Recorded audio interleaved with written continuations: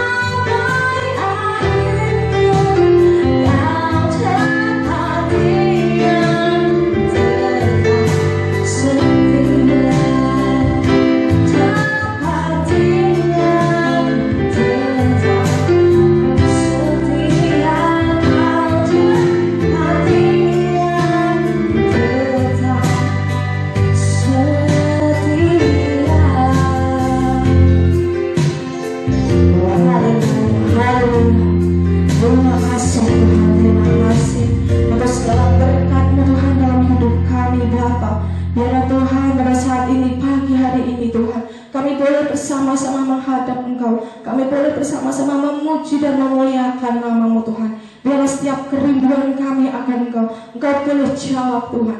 Biarlah setiap puji-pujian yang kami naikkan Tuhan boleh layakkan Tuhan, boleh berkenan di hadapan-Mu Bapa. Terima kasih Tuhan, berkati ibadah pagi hari ini dari awal sampai akhirnya. Hanya di dalam nama-Mu Bapa kami berdoa. Amin. Haleluya, masih semangat di dalam Tuhan. Mari kita bangkit berdiri, kita akan pujikan hari Tuhan yang telah dijanjikan Tuhan. Ada kita semua, haleluya.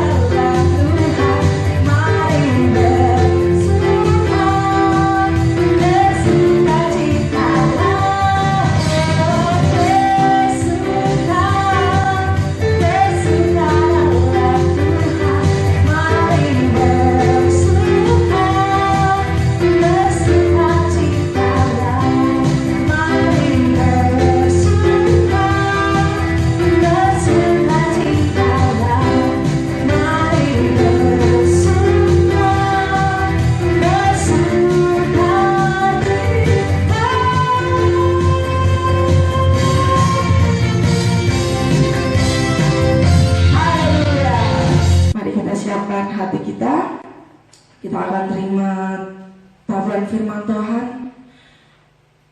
Kita akan pujikan seperti Rosaina.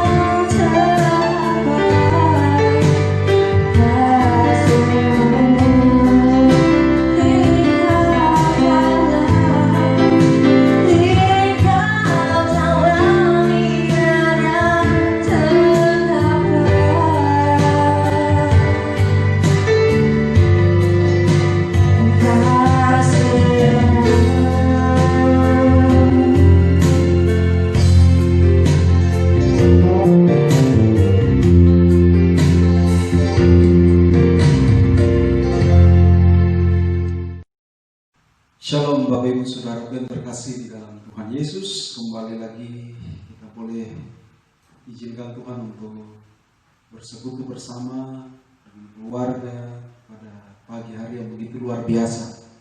Ya, Bapak Ibu Saudara yang terkasih, sebelum kita masuk dalam kebenaran firman Tuhan, mari terlebih dahulu kita berdoa. Bapa, di dalam nama Tuhan Yesus, pagi hari ini kami bersyukur kami boleh diperkenankan Tuhan kembali untuk memuji membesarkan nama Tuhan. Dan saatnya Tuhan kami mau mendengarkan firman Tuhan yang kami percaya firman-Mu adalah Engkau sendiri, dan firman-Mu itu sanggup merubah kehidupan kami. Biarlah firman-Mu ini rema bagi setiap kami pada saat kami mendengar membacanya Tuhan. Di dalam nama Tuhan Yesus, urapi hamba, mulut, bibir, pikiran, hatiku Tuhan, sehingga setiap perkataan yang hamba sampaikan adalah kebenaran firman Tuhan bagi setiap kami yang mendengarkannya. Di dalam nama Tuhan Yesus kami berdoa dan mengucap syukur. Haleluya, amin. Ya Bapak Ibu Saudara yang terkasih di dalam Tuhan Yesus, pagi hari yang begitu luar biasa ini kita akan mendengarkan firman Tuhan terambil dari Lukas pasalnya yang ke-15, ayatnya yang pertama sampai dengan ayatnya yang ke-32. Mari Bapak Ibu boleh buka Alkitab di rumah kita masing-masing. Lukas pasal 15 ayatnya yang ke-11 sampai dengan ayatnya yang ke-32. Demikianlah firman Tuhan. Perumpamaan tentang anak yang hilang. Yesus berkata lagi, ada seorang mempunyai 2 anak laki-laki. Kata yang bungsu kepada ayahnya, "Bapa, berikanlah kepadaku bagian harta milik kita yang menjadi hakku." Lalu ayahnya membagi-bagikan harta kekayaan itu di antara mereka. Beberapa hari kemudian anak bungsu itu menjual seluruh bagiannya itu, lalu pergi ke negeri yang jauh. Di sana ia memboroskan harta miliknya itu dengan hidup berfoya-foya.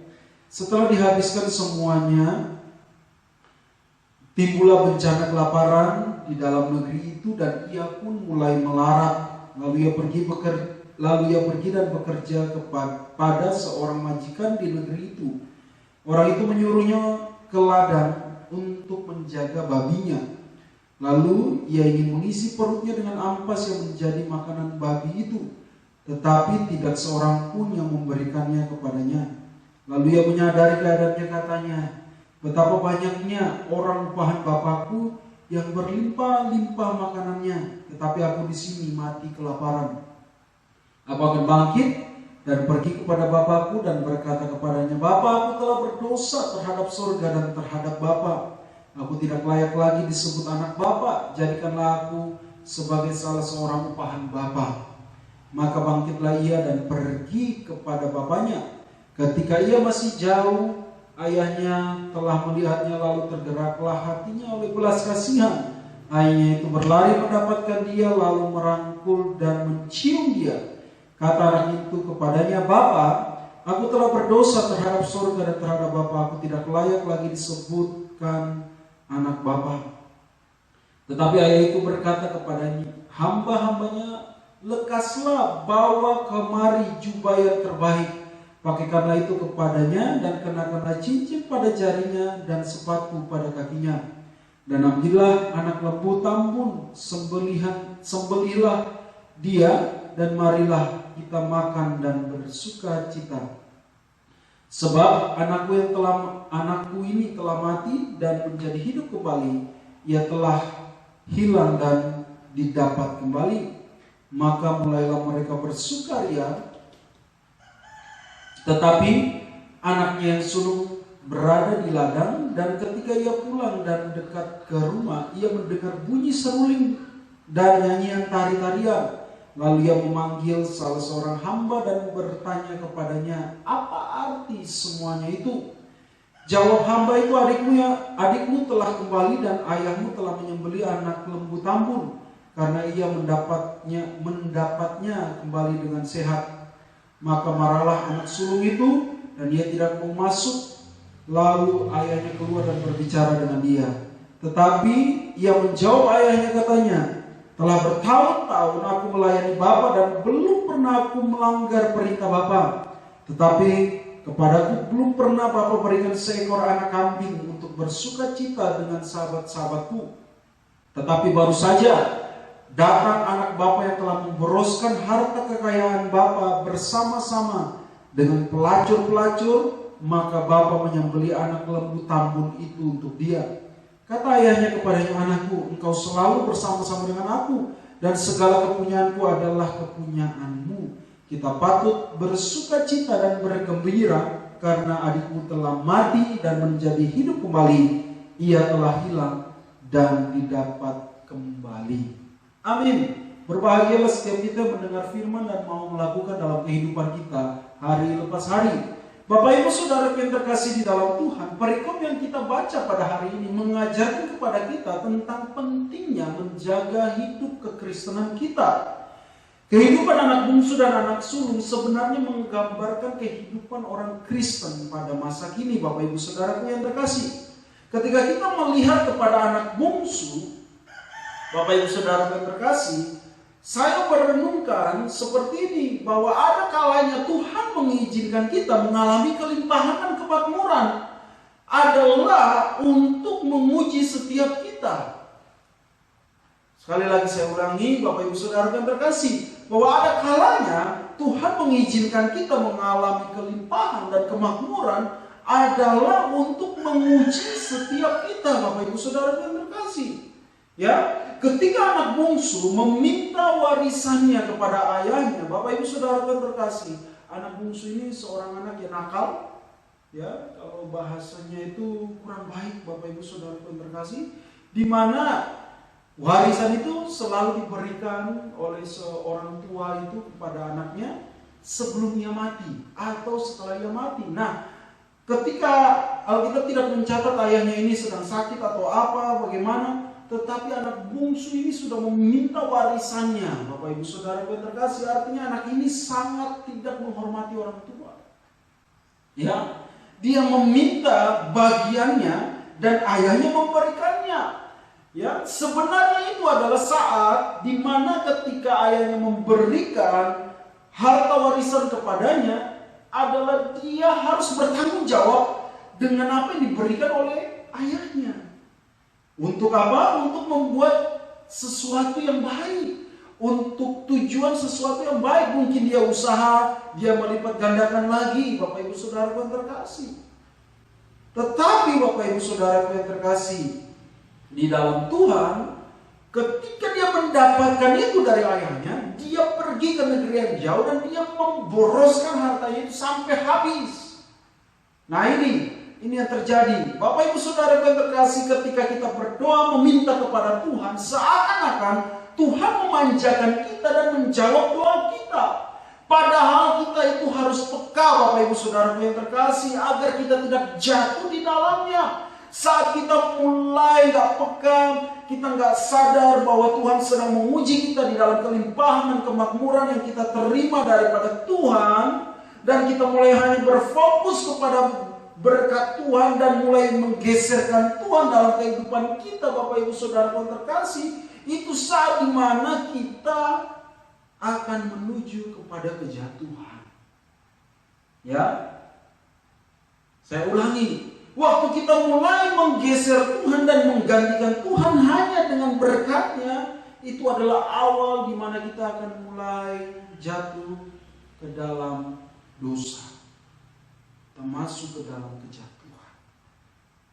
Mari kita peka, Bapak Ibu Saudara yang terkasih, segera kita bertobat.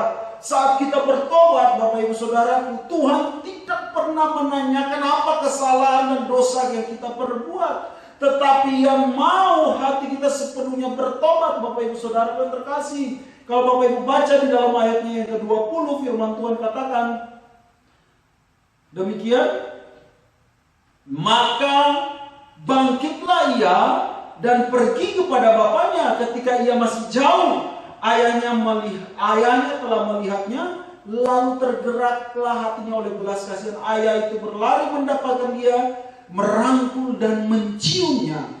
Di dalam ayat 21, anak itu berkata dia telah berdosa bla bla bla dan bla bla bla. Tetapi ayat 22 mengatakan, ayah itu berkata kepada hamba-hambanya, lekaslah bawa kemari jubah yang terbaik, pakaikanlah itu kepadanya dan kenakanlah cincin pada jarinya dan sepatu pada kakinya. Waktu anaknya yang bilang, Bapa, aku telah berdosa kepada surga dan kepada Bapa, aku tidak layak dipanggil sebagai anak Bapa. Dia tidak berbicara apapun, tetapi dalam pelukan kasihnya yang besar dan luar biasa, dia mau anaknya dipulihkan.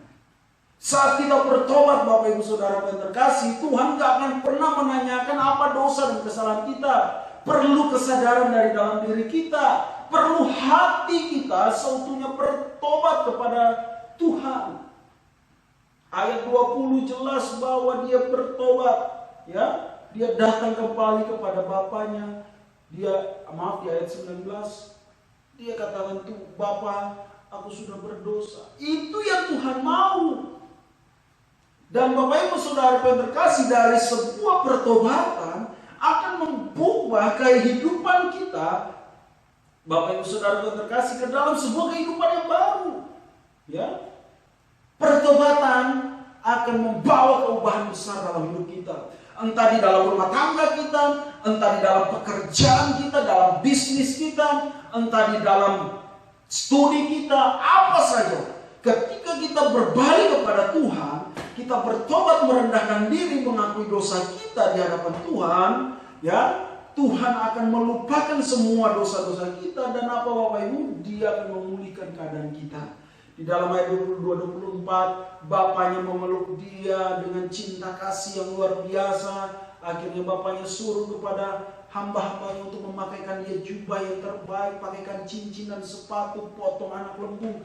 Itu berbicara tentang terjadi sebuah perubahan, Bapak Ibu Saudara yang terkasih. Sebaliknya, Bapak Ibu, kalau kita melihat ke dalam kehidupan sang kakak, ya, hal ini mengajarkan kepada kita, ya, bahwa kalau ada orang yang mau bertobat, mau berubah dalam hidupnya, itu harus disupport. Jangan iri ketika Tuhan memberkatinya. Beberapa orang Kristen masa kini paling senang menghakimi orang, seperti kakak dari si bungsu ini. Waktu dia melihat adiknya bertobat, dia tidak senang.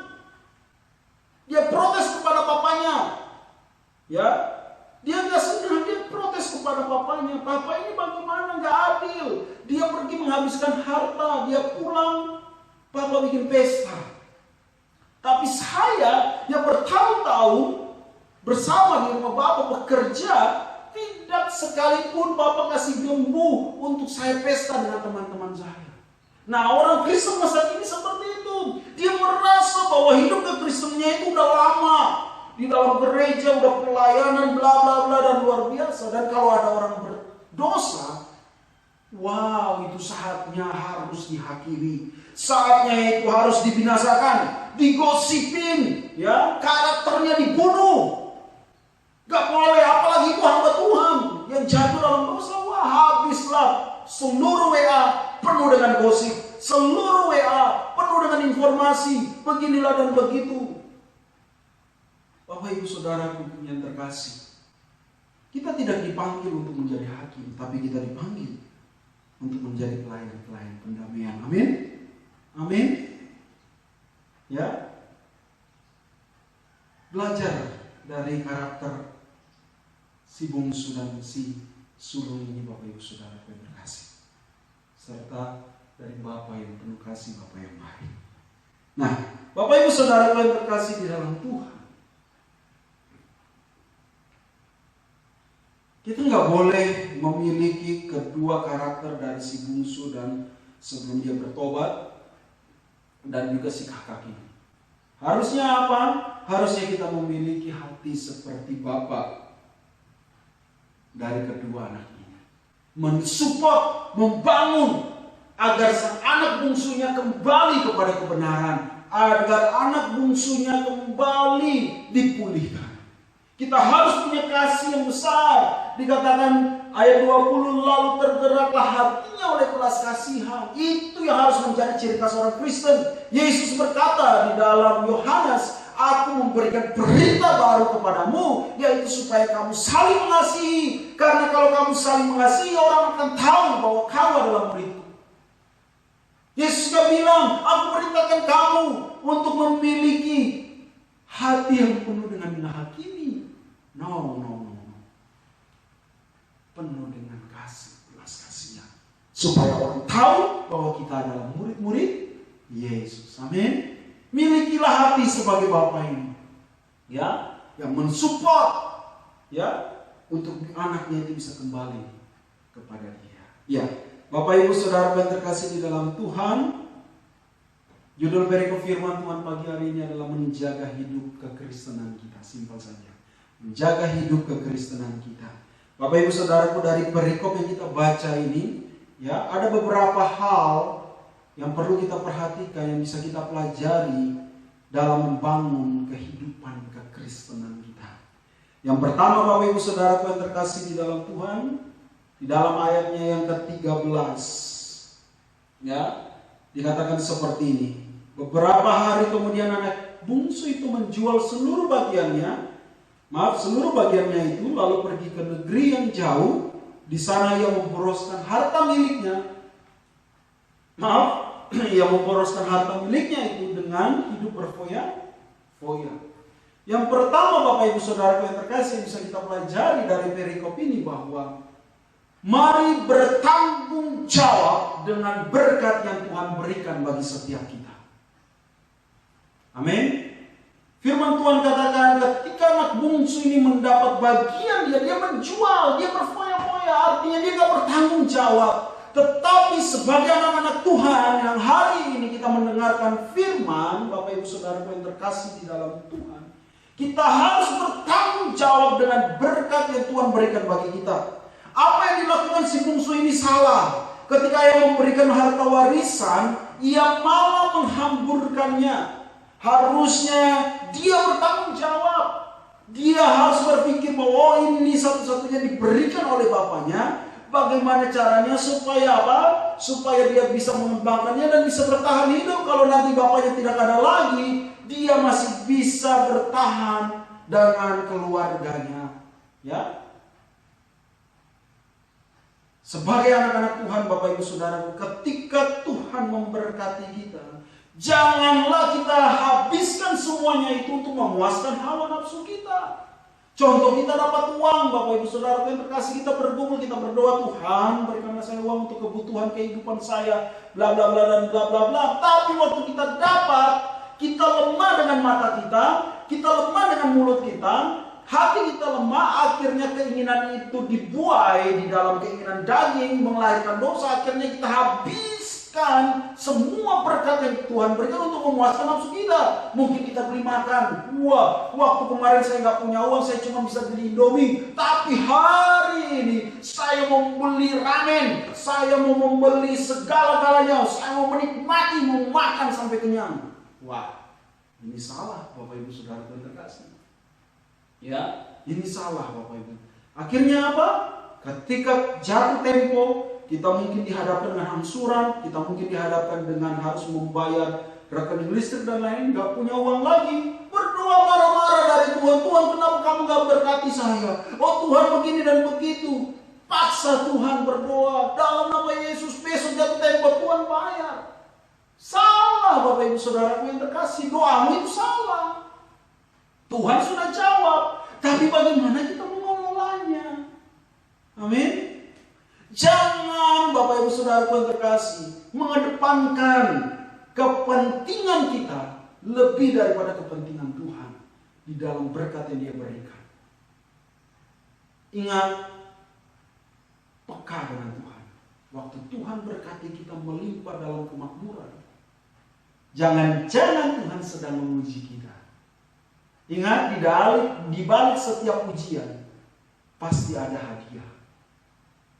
Ya, di balik setiap ujian pasti ada hadiah. Mungkin hari ini Dia akan mulai menguji kita ini setia enggak? Dia berkati kita dengan berkat yang melimpah luar biasa. Dan waktu kita setia, kita pakai itu kemuliaan Dia, kita memberkati orang, kita memenuhi semua kebutuhan rumah tangga keluarga kita jadi berkat dimanapun kita berada. Saya mau katakan, Tuhan akan jadikan kita corong, yang dimana Dia akan menyalurkan berkat terus dahsyat luar biasa dalam hidup kita. Tapi kalau kita nggak bertanggung jawab, maka berkat itu akan terpotong, berhenti. Orang dunia saja kalau nggak bertanggung jawab dengan sebuah kepercayaan, dia nggak akan pernah dipercayakan lagi. Amin. Mari Bapak Ibu Saudara yang terkasih, bertanggung jawablah dengan berkat Tuhan yang Dia berikan bagi setiap kita. Yang kedua di dalam ayat 17 sampai dengan ayat 20 bagian A, firman Tuhan katakan seperti ini. Lalu Ia menyadari keadaannya, katanya, betapa banyaknya orang upahan Bapakku yang berlimpah-limpah makanannya, tetapi aku di sini mati kelaparan. Aku akan bangkit dan pergi kepada Bapakku dan berkata kepadanya, Bapa, aku telah berdosa terhadap surga dan terhadap Bapa. Ya, maka bangkitlah ia dan pergi kepada Bapaknya. Maka bangkitlah ia dan pergi kepada Bapaknya.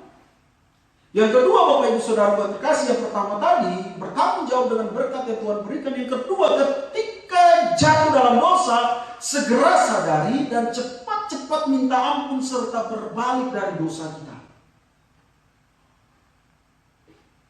Sekali lagi, yang kedua, ketika kita jatuh di dalam dosa, segera sadari itu dan cepat minta ampun serta berbalik dari dosa kita.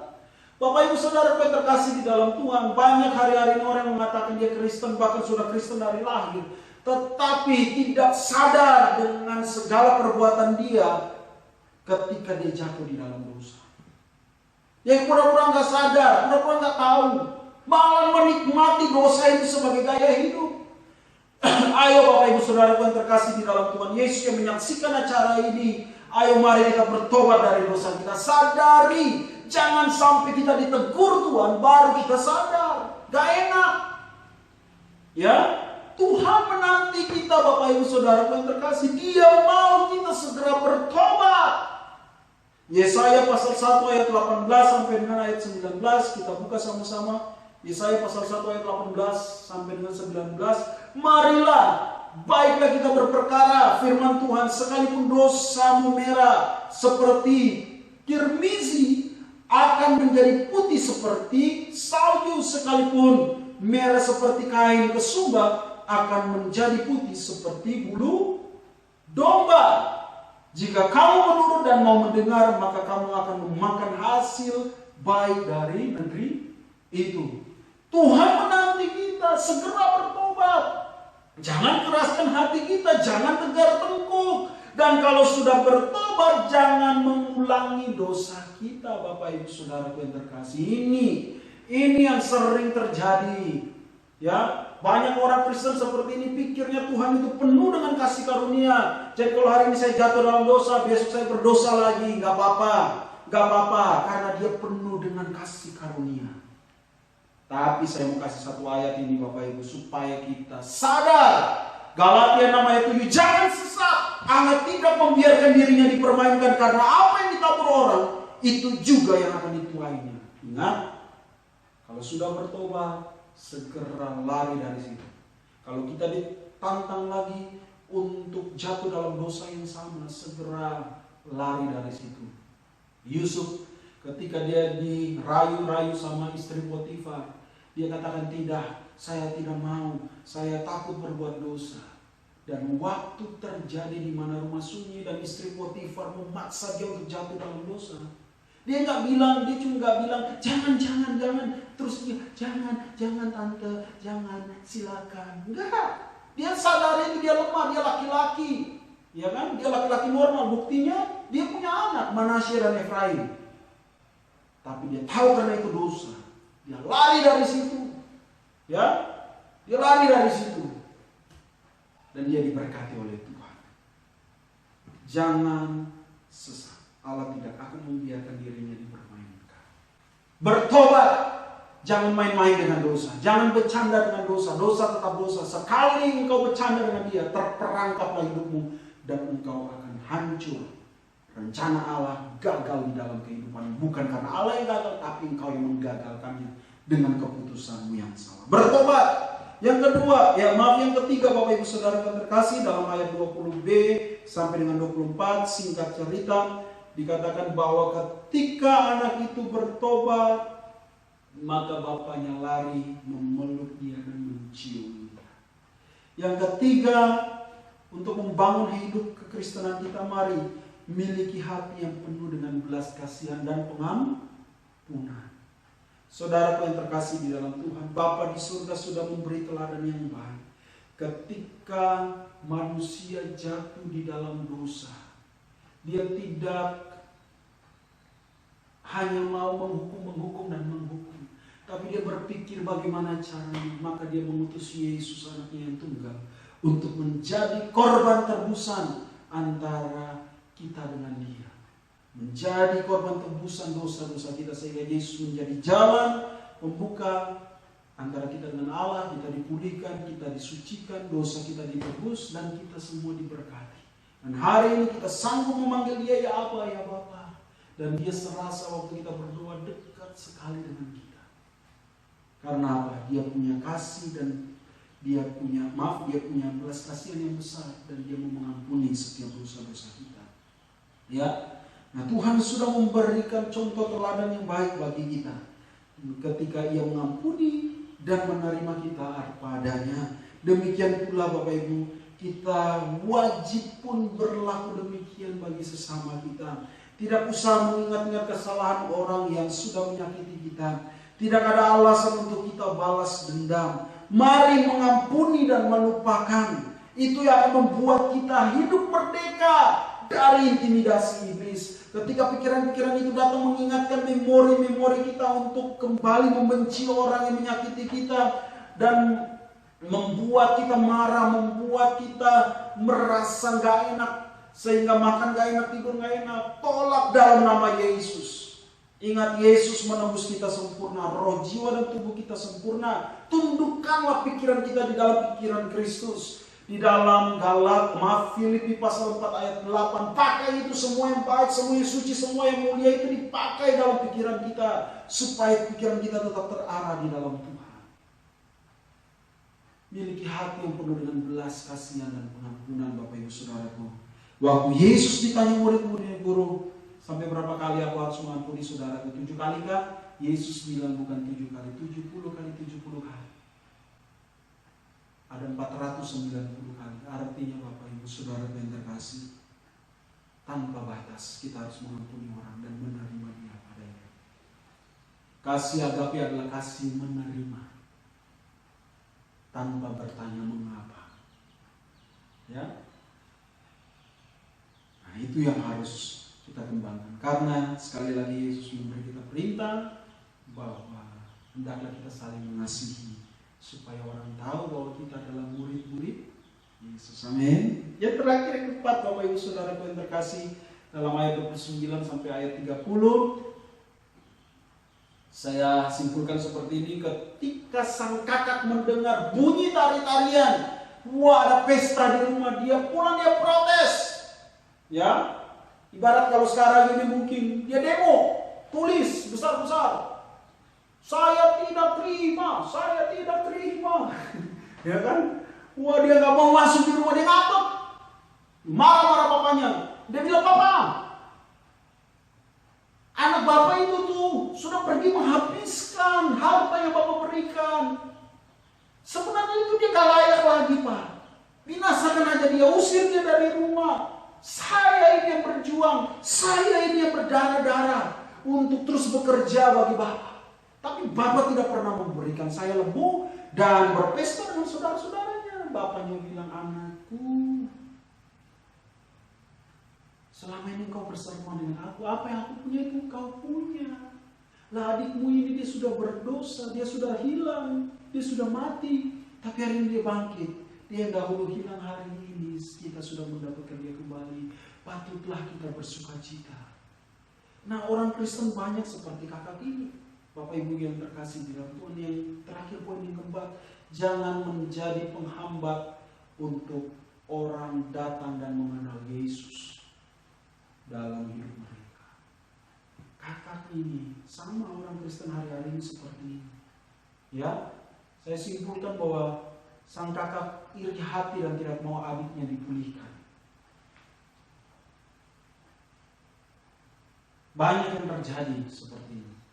Tadi di awal saya sudah katakan, kalau ada orang jatuh, karakternya dimatikan, hidupnya dimatikan, pokoknya digosipin, pokoknya seluruh WA, seluruh media sosial penuh dengan kejatuhan orang itu, apalagi orang itu adalah hamba Tuhan. Bapak Ibu Saudara yang terkasih, kalau kita seperti itu, mau kita sudah berbuat apapun, pelayanan berdarah-darah apapun, Bapak Ibu sudah korbankan ini dan itu, tapi kalau sikap itu dalam hidup kita ada, kita menjadi penghambat untuk orang lain datang kepada Yesus dan mengenal Yesus, tidak ada gunanya, berarti kita nggak punya kasih. Yang perlu kita lakukan apa? Doakan orang itu. Doakan. Yesus bilang, "Kasihilah musuhmu dan berdoalah bagi mereka." Kalau musuhmu itu lapar, kasih dia makan, kasih dia minum. Jangan sampai kita menjadi penghambat orang untuk datang kepada Tuhan. Ya, sebagai anak-anak Tuhan kita tidak boleh demikian. Kita ini harus menjadi pelayan pendamaian, bukan menjadi batu sandungan. Bapak Ibu Saudara yang terkasih, seberapapun harga yang harus kita bayar agar orang mengenal Yesus, kita berdoa minta kekuatan dari Tuhan Yesus supaya kita bisa melakukannya. Jangan menjadi penghambat, tapi kita harus menjadi jalan supaya orang bisa mengenal Yesus. Bawa kepada Tuhan. Haleluya. Dalam kisah murid-murid Yesus, Andreas, ya, kita mungkin mengenal Andreas tidak seterkenal Simon Petrus. Kita mungkin kenal Andreas tidak seterkenal Paulus atau murid-murid yang lain. Tapi Bapak Ibu Saudara yang terkasih, kalau tidak ada Andreas, ya, maka mujizat 5 roti 2 ikan itu pun saya perkirakan tidak ada. Menurut perkiraan saya. Karena apa Bapak Ibu? Waktu Yesus tanya, "Apa yang ada padamu?" Maka Andreas membawa anak kecil kepada Yesus, dan anak itu mempunyai 5 potong roti dan 2 ikan. Ya kan? Dia mungkin gak ngetop, tapi dia menjadi jalan di mana dia membawa anak kecil itu dengan 5 roti dan 2 ikannya berjumpa Yesus, maka terjadi mujizat. 5.000 orang laki-laki makan, belum terhitung perempuan dan anak-anak. Itu harusnya kita seperti itu. Bukan kita menjadi penghambat orang datang kepada Yesus. Orang sudah berdosa, datang, Pak tolong doakan saya sudah berdosa, saya begini. Wah kita kayak, wah gara-gara engkau sibuk, makanya engkau itu harus begini. Gara-gara engkau begitu sih Pak, makanya engkau begini. Wah kita menghakimi dia, akhirnya membuat orang itu semakin terpuruk, semakin akhirnya ya sudahlah. Saya terima nasib saya seperti ini, saya nggak mau lagi datang kepada Tuhan. Saya mau katakan, waktu kita menjadi sandungan bagi orang lain, Yesus bilang jangan menghalang-halangi orang-orang seperti ini datang kepada Tuhan. Kalau ada orang-orang seperti itu, hendaklah batu kilangan itu diikat di lehernya dan campakkan ke dalam laut. Kita menjadi penghambat orang untuk mengenal Yesus dengan kehidupan dan karakter kita. Yesus bilang kita nggak layak. Kita nggak layak. Ya, dan Bapak Ibu hanya berpikir bahwa mungkin kayak gosip. Enggak, kehidupan kita waktu kita katakan saya orang Kristen, tapi kita pelitnya minta ampun. Kita sedang menghambat orang untuk berjumpa Yesus. Makanya saya katakan, berapapun harga yang harus kita bayar supaya orang mengenal Yesus, minta dari Tuhan supaya Tuhan kasih kekuatan untuk kita sanggup melakukan. Kalau dengan kekuatan kita sendiri nggak bisa. Nggak bisa. Saya punya uang umpama 100.000 hari ini hanya untuk bisa makan, ya habis selesai umpamanya itu, dan orang datang meminta kebutuhan, meminta pertolongan, dia butuh uang 100.000. Saya percaya kalau bukan karena Tuhan, kekuatan dari Tuhan, saya nggak akan mampu. Tapi karena saya yakin kekuatan Tuhan, saya kasih aja. Dan buktinya apa? Tuhan memelihara, Tuhan berkati begitu luar biasa. Karena apa? Dia adalah Allah yang tidak pernah mengingkari janjinya. Amin. Jadi mari Bapak Ibu Saudara, jangan buat hidupmu menjadi penghambat untuk orang datang dan mengenal Yesus. Tapi sebaliknya, jadikan hidupmu sebagai pelayan perdamaian, jembatan. Bila perlu bukan jembatan, jalan tol. Supaya apa? Orang mengenal Yesus. Jalan tolnya gratis, ya. Kalau jalan tol di luar bayar, tapi jalan tol gratis supaya orang bisa mengenal Yesus, bebas hambatan melalui kehidupan kita. Mungkin kita nggak punya uang, mungkin kita nggak punya materi, tapi kita punya doa, kita punya kehidupan yang luar biasa supaya orang bisa melihat itu dan bisa mengenal Yesus dan mau datang kepada Yesus. Amin. Ini 4 hal yang bisa saya bagikan. Kita belajar dari cerita kedua anak ini. Ya, si kakak dan si bungsu, dan juga dari bapak yang begitu luar biasa. Untuk apa kita belajar di sini? Untuk menjaga kehidupan kekristenan kita. Saya bangga jadi orang Kristen. Amin. Saya bangga. Karena apa? Yesus saya hidup. Ya, 4 hal yang bisa kita pelajari. Yang pertama, mari bertanggung jawab dengan berkat yang Tuhan berikan bagi setiap kita. Yang kedua, ketika kita jatuh di dalam dosa, jatuh dalam kelemahan, kita segera sadari itu dan cepat-cepat minta ampun serta berbalik dari dosa kita. Kemudian milikilah hati yang penuh dengan belas kasihan dan pengampunan. Dan yang keempat, jangan menjadi penghambat untuk orang datang dan mengenal Yesus. Ketika kita melakukan 4 hal ini, maka kita akan selalu terjaga di dalam Tuhan yang memberi kekuatan kepada kita. Amin. Sampai berjumpa lagi. Tuhan Yesus memberkati kita. Mari kita terus berdoa supaya segera kita bisa beribadah bersama di gedung. Bapak Ibu Saudara yang terkasih, karena hati saya sudah meluap-luap dengan kerinduan yang luar biasa untuk berjumpa dengan Bapak Ibu Saudaraku yang terkasih di dalam ibadah-ibadah di pertemuan secara tatap muka langsung.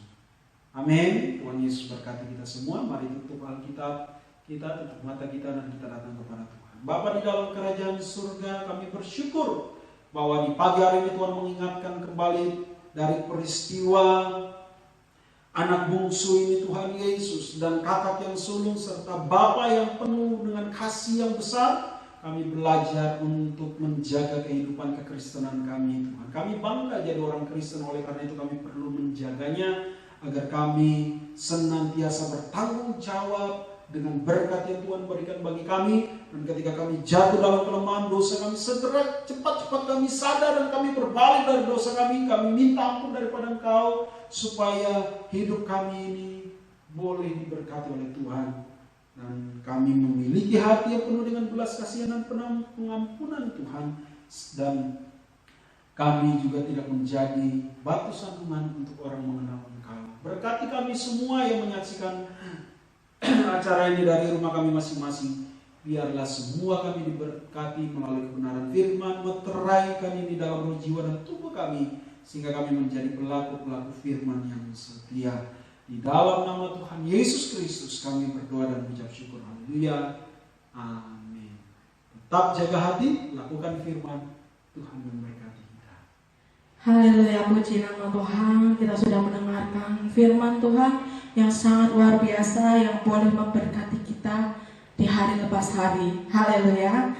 Oke, untuk pengumuman, kami ucapkan selamat ulang tahun buat Tika dan juga Abigail. Selamat ulang tahun. Semoga panjang umur, Tuhan Yesus memberkati, semakin cinta Tuhan. Haleluya.